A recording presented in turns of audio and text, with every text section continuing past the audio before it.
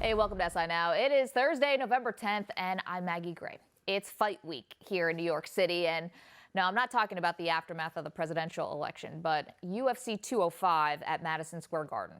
We'll talk plenty about that card later in the show, but we'll start today with one of the best comebacks in sports.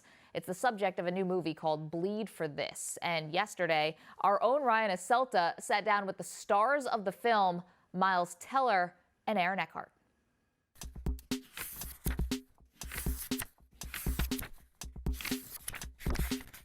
All right, Miles, you play the role of Vinny Pazienza, the boxer who broke his neck in a car crash, only to return to the ring just over a year later. Yeah. When you saw this role in the story of Vinny and his life, what was so appealing about it for you as an actor? I mean, so much, like you talked about, what this guy was able to come back from. I am a huge sports fan, so I do enjoy a comeback within the realm of sports. I realize that this transcends that. I mean, for him to just hear everything this is impossible, this thing you love, that door is closed, figure something else out. You know, that gave me an insight into the internal, the psyche of this guy. I felt like that would be a really rewarding journey for me. And then just the external. I mean, I'd never played a part that demanded any kind of a real physical presence for the character. I had played a lot of characters kind of just out of college, more somewhat lighthearted material. And so I was just excited for the opportunity. Ben Younger, our writer and director, really just gave me the keys to just such an unbelievable character. The script that he wrote, and really the relationship between Vinny and Rooney, where both of those guys were at and how they achieved it together, I thought was going to be special. Aaron, you play the role of Rooney, Kevin Rooney, Vinny's trainer. What was that like, prepping for that, becoming a boxing trainer, really having to know the sport inside and out for this role? Yeah, I learned a lot. Freddie Roach, the great trainer, took me through Pacquiao's training camp and taught me everything. And when he fought Bradley for the second time, you know, a lot of it's just the chess game. It's managing your fighter. It's getting in his head, taking him up, taking him down, maintaining his energy. You know, obviously doing the mitts and all that sort of stuff is very, very interesting. But it's a chess game. What was that experience like with Freddie? A guy, you talk about challenges. He's overcome so many with Parkinson's to train a world champion. It's interesting you see Freddie with the mitts. Once he puts the mitts on, his Parkinson's goes away. He's seamless. There's no stop-start with him in the ring. It's amazing. Yeah. He would do two-a-days with Pacquiao in the morning, doing mitts with Pacquiao, and then he would have Cotto doing mitts in the afternoon. And he never skipped. He was always there, giving it 100%. These guys are just whacking on him, you know, and that's Freddie. Freddie's awesome. Loved it. Loved being in the gym, you know, getting, you know, tips from the master. Aaron talks about seeing Freddie take the shots with the mitts on. Yeah. You deliver some shots to him in some of those training scenes in the movie? Yeah, a little bit. Probably not as many as looking back on it. I probably left a few in the ring that I'd like to have. A couple shots that you missed opportunities, you think? A few missed opportunities. How about Vinny Paz himself? How much communication did you have with him, and how much involvement did he have in making this film? Well, I know for Ben, when Ben was writing the script, I mean, Vinny's the greatest resource that he had for this, and I know that he sat with Vinny for hours and hours and just absorbed as much as he could, and I think that's why we were able to also replicate Vinny's home life. His family was such an important part of his life and his career, and I know we captured that because Vinny said those moments were just so authentic, and that's you know, that means a lot. He'd be on set every now and then, and that's you know, it's intimidating absolutely at first, but I don't know. I felt like we were making a really beautiful film, and it was an honor, and it's a testament to his legacy. So as it went on, we just loved having him around. You mentioned that authenticity, the importance of authenticity in this movie between the bond of you two, your characters, trainer and fighter, Rooney and Pazienza. Aaron, how important was it for you guys to really bond offset to get to know each other so that bond seemed more genuine on set? It's imperative. You know, we have to trust each other. We have to be able to get in each other's faces and spaces so that when we're shooting, it's just second nature. So, like, Miles was killing himself in the ring, in rehearsal and actually in the fights. And so I wanted to give him the water. And I wanted it to be so when I walked near Miles that he would open up his mouth, like a bird, You're going to places that are so dangerous and so intimate that you have to know everything about your fighter and trainer. So many great boxing movies over the years. What's it, Miles, about Bleed for This that makes this one so special and such a must-see for sports fans and movie fans? Well, it's interesting. Like, people aren't going to a boxing movie to watch boxing matches. They can get that. There's a lot of different outlets for that, and HBO and NBC and Showtime. They do wonderful coverage on the fights, and it's very entertaining. With Vinny, and for the boxing movies that I've really enjoyed, it's what is surrounding the fight. The fight is really just representing usually a big struggle or needing to overcome or challenge that they're facing outside the ring. In this case, for Vinny, a lot of the movie is dealing with the comeback. The fight is kind of just the end game for that. But for him to ever be able to step in a ring after breaking his neck, let alone win 3 more world championships, the movie's just a human story. I think it's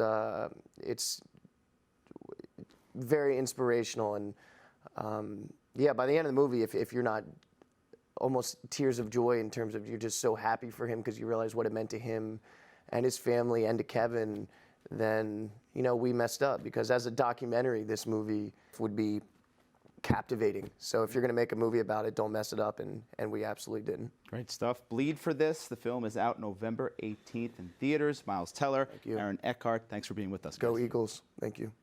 Go Raiders.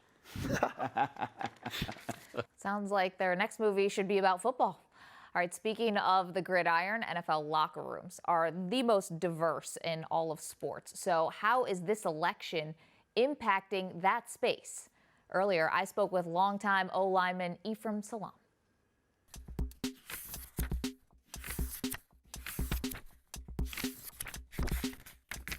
The sports world is still reacting to the presidential election, and for some perspective, let's welcome in Ephraim Salaam. He played 13 years in the NFL. He's now an analyst on FS1. Ephraim, it's been a very polarizing time for our country, and in locker rooms across America, there has been a divide.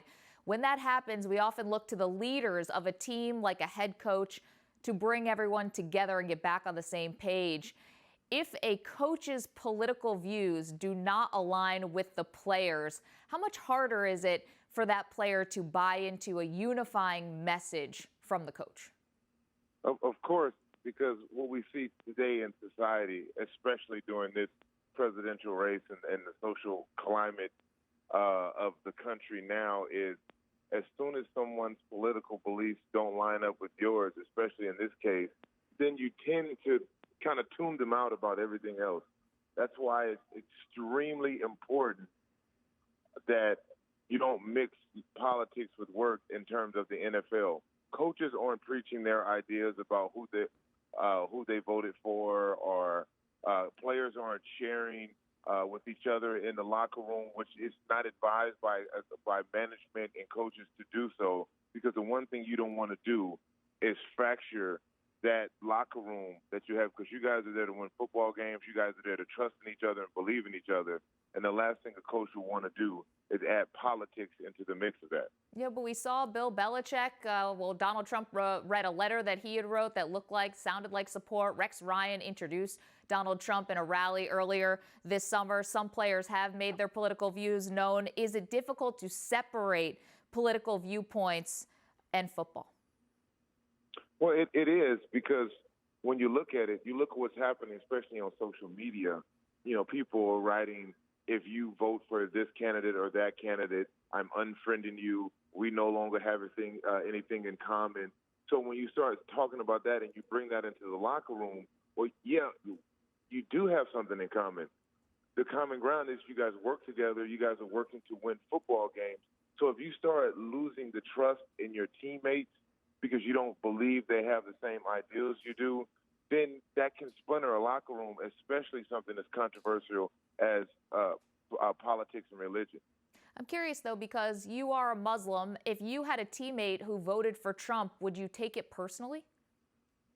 Well, no, because I know how to separate the workplace from a personal ideal. Each person is their own individual. As long as what you do off the field doesn't affect us on the field, look, I have no problem with it. And I'm a little bit older as well. I'm 40 years old, so a lot of the younger kids and millennials who are playing these sports, they're very outspoken and very headstrong in their beliefs. So it may be a little bit more difficult for them to adjust to that and be able to look past that. There have been players who have turned down visits to the White House under the Obama administration, and it is their right. If you were still in the league and won the Super Bowl, would you accept an invitation to the White House? Yeah. If we won the Super Bowl this year and Donald Trump was in the White House and we got invited to the White House, I would consider it an honor as an American to go to the White House to just experience that amount of grandeur. Like, it is the White House. People don't get to just go hang out or stop by the White House. So I would consider it an honor. Final one for you, and this one has to do with Alabama head coach Nick Saban. Ephraim, he was asked about the election, and this is what he had to say. We'll play you a soundbite. First, wanted to get your thoughts on yesterday's presidential election, and secondly, do you feel like it's best for active coaches to avoid political talk publicly? Well, to be honest with you, I didn't even know yesterday was election day. So it was so important to me that I didn't even know it was happening. Okay, that was Nick Saban delivering that with a straight face that he had no idea that Tuesday was election day. I'm curious, what message does that send to the young men on his team? The message is, and I'm sure the message he wanted to convey was, we're in the middle of a football season. We're in the middle of our national championship run. That is the most important thing to me right now, is making sure I'm the best I can be for you guys. And we don't know for sure if Nick Saban didn't go out and vote. That could be something. He could just be posturing. He could just be saying that so he doesn't have to answer the second question, which would be, who did you vote for? Or, that's a good way for him to get out of the political conversation altogether. Trust me, I've been around Alabama fans, Roll Tide fans, who've dedicated whole portions of their homes to Alabama, and they may have never even been to the campus or been to a game. It's just a rite of passage in certain parts of this country where you hold football above all else. It's very interesting just to have these I conversations in the wake of this very intense election. Ephraim, Salaam, thank you so much for your perspective today. We really appreciate it, and we hope to catch up with you again soon. Thank you so much.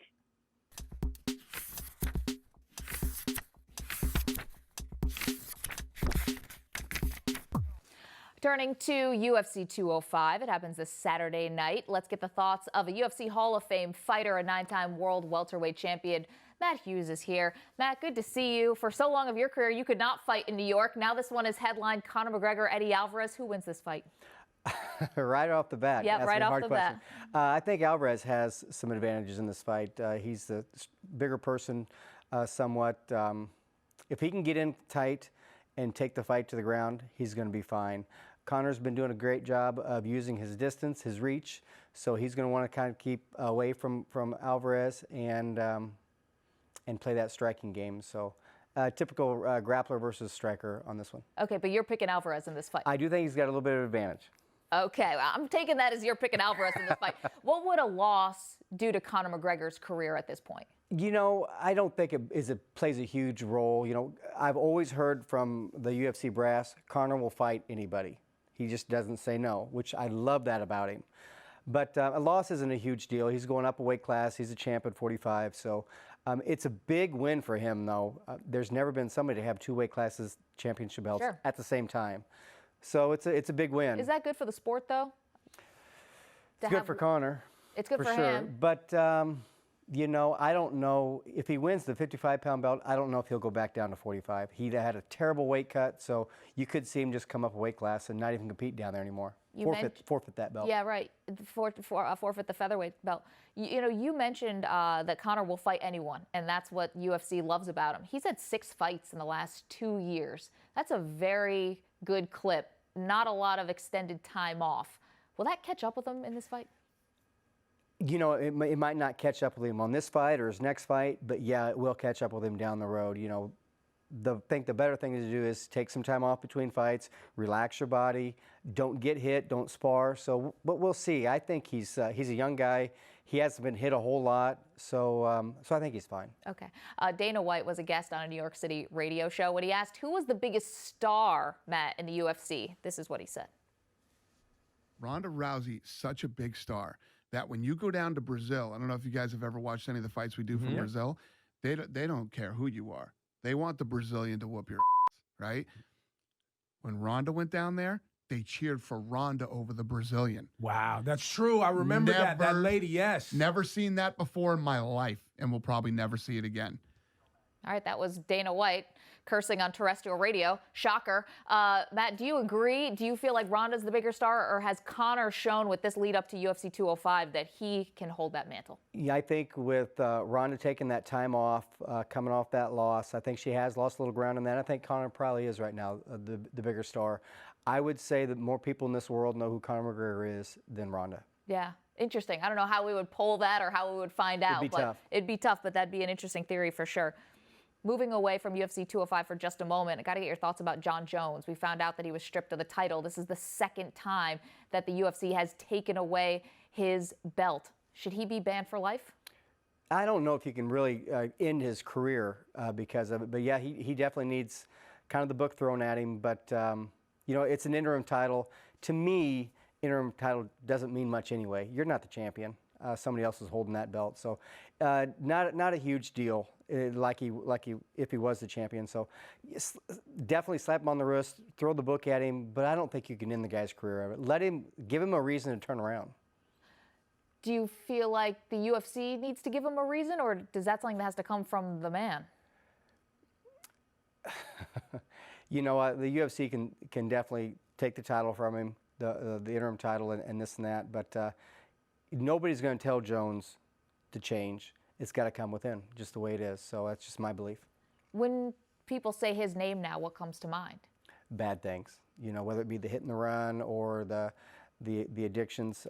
Just, you know, when people say Jon Jones, it's not one of the greatest, if not the greatest fighter that's ever been in the octagon. It's the bad things that circled him.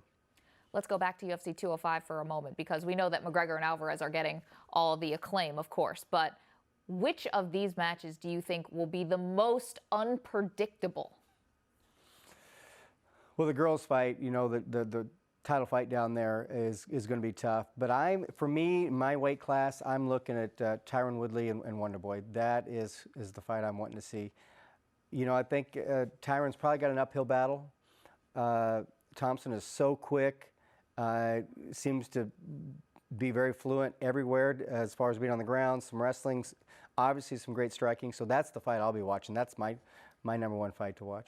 As the 9-time welterweight champ, I would only expect you to be watching the welterweights. You don't just have a love of fighting, but also motorcycles, of riding. We can see the Harley-Davidson shirt that you're wearing, but you're teaming up to give veterans a special opportunity. Can you tell us about it? Yeah, they've started a program. They actually started in 2015. Any veteran, former or current, can ride for free. Get a hold of Harley-Davidson, h-d.com. And they can find out all about it right there. But that's such a great thing. Harley has had 100 years, documented 100 years of helping the veterans in many ways. So this is just another way for them to give back for Veterans Day. What do you think that gives them? What do you think that experience of riding a Harley, getting out there on a motorcycle gives to a veteran? You know, I've been on a bike really my whole life. I bought my Harley in 2008. So, I mean, it's just a great feeling to get back there on the road. And it's something the servicemen would like. For 205, for this fight, they, in the Middle East, they rented out a place and they brought 750 soldiers there to watch the fight, giveaways and this and that. And it's just another way for Harley-Davidson, most people don't know that, another way for Harley-Davidson to give back to the servicemen. Listen, as long as you're wearing a helmet, I'm all for it. Matt Hughes, enjoy the fight on Saturday night. Really appreciate you and the good work you're doing here for our veterans. Thank you. Thank you so much. I'll be right back with Karen Bryant, the host of UFC Fight Night on FS1. But first, here's our own John Wertheim with a look at how UFC is fitting into NYC. It's not the Cubs winning the World Series after 108 years, but a streak will be broken on Saturday night when the UFC returns to the state of New York for the first time in 21 years. Madison Square Garden will be the site of UFC 205, and a packed card headlined by Conor McGregor, the sport's biggest star, is on tap. This is like changing the law to accommodate rock and roll and then making the first concert in Woodstock. One of the virtues of mixed martial arts is the extreme unpredictability. A year ago this week, Ronda Rousey was still indestructible.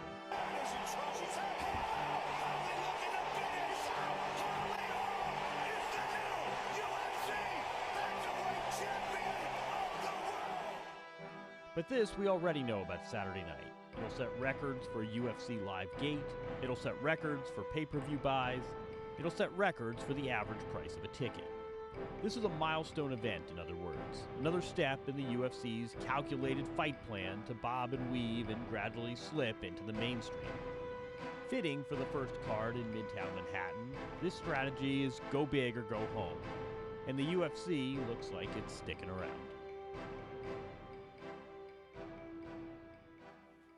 Well, the fight world has descended on the Big Apple before UFC 205. So let's keep the conversation going with the host of UFC Tonight and Tough Talk on Fox Sports 1.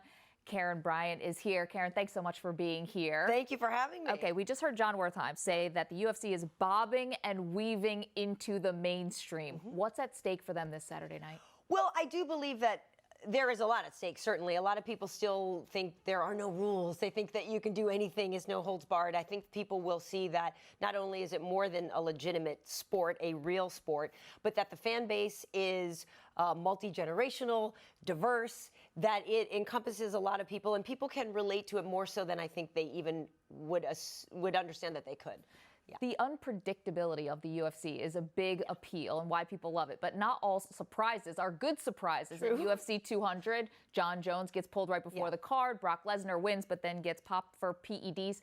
If the UFC could script the next couple days and Saturday night, what do you think they would want to see? Well, a lot of people think it's predetermined that they want Conor to win. I don't know if that's necessarily true. Conor is a huge superstar, and he is very engaging, and he has brought a lot of people into the sport.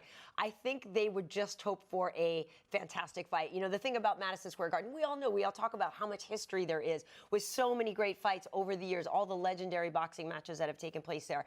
So I feel like they just want it to be as good as it is on paper, which the way these matchups are, I don't see how there could be any bad fights, truly.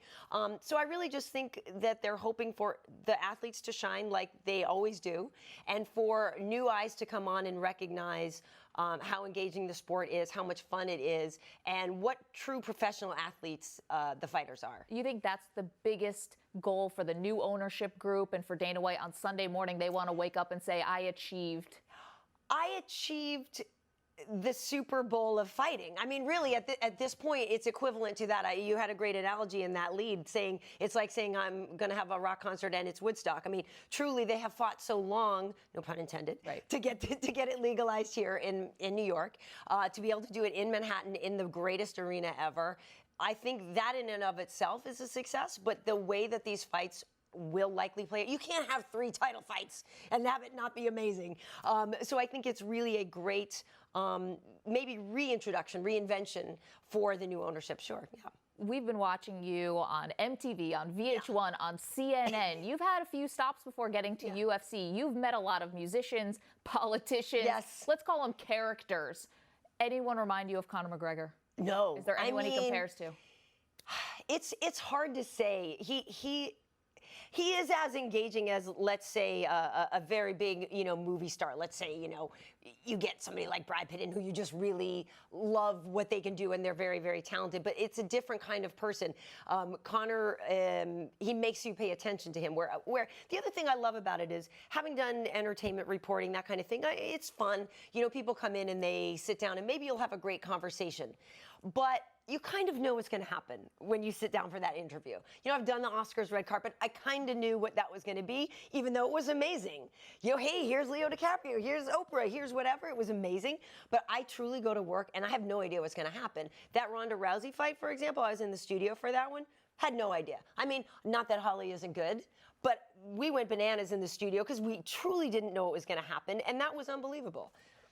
It will be something for sure. You just mentioned all the people and all the places you've been before and people you've interviewed. What are you expecting the celebrity turnout to be on Saturday night? I think it's going to be very high. I mean, here's what I know, that there are very few comp tickets. I was with Dana earlier, and we were talking about how everybody's been hitting him up. Usually he gets maybe, let's say, 100 and something, you know, for example, comp tickets. He only got 45, I think he said, or 47. Everybody in the world wants to come to this. I mean, you look at it and you're like, oh, there's The Rock. There's Kanye. There's, you know, Charlize Theron. I think it's going to be incredible. I think the fact that it's right here in Manhattan is going to bring a lot of people to it. Some people are going to have to just fork out the dollars, though. And have you seen some of those prices? Yeah. Brian Stan today, who I work with, a retired fighter, who's one of our announcers, told me that his friend bought $28,000 worth of tickets. How many tickets did that get I him? don't know. I don't know. Hopefully more than one or two. Yes. I have a lot of friends that have spent a lot of money on it, but I tell you what, I've seen maybe one card where you're like, that wasn't great. But otherwise, something amazing always happens. And it's a different sport. And I think it's because it's one-on-one that you end up investing yourself. What would I do? What would happen? What if I couldn't do that? That's amazing. She did that. That's incredible. It's really easy to put yourself into that situation. I think personally, maybe I'm leaving it to the fighter. No.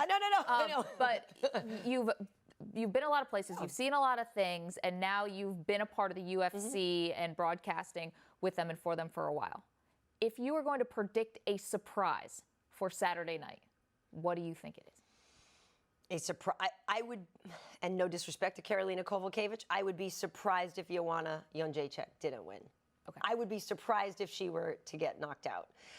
She's just been so dominant and has looked to be unstoppable, and people have come close. She has more heart than any woman I've seen, and she is incredibly able. She's the feistiest little 115-pound badass, if I can say that word. You can. I just think she's something special. And if she were to lose, I would be very surprised. Karen Bryant, congratulations Thank on you. getting to hear this journey with the UFC 205, and just have fun on Saturday night. Thank you. I don't know if we're going to be in the building. We know you will be. I hope you can. I hope so, too. All right, that's going to do it for this Thursday edition of SI Now. We'll see you back here tomorrow at 1 p.m. Eastern with more on UFC 205 and a look at the weekend's NFL matchups. But until then, stick with SI.com, and don't forget to follow us on Twitter at SI Now Live. Have a great afternoon. We'll see you tomorrow.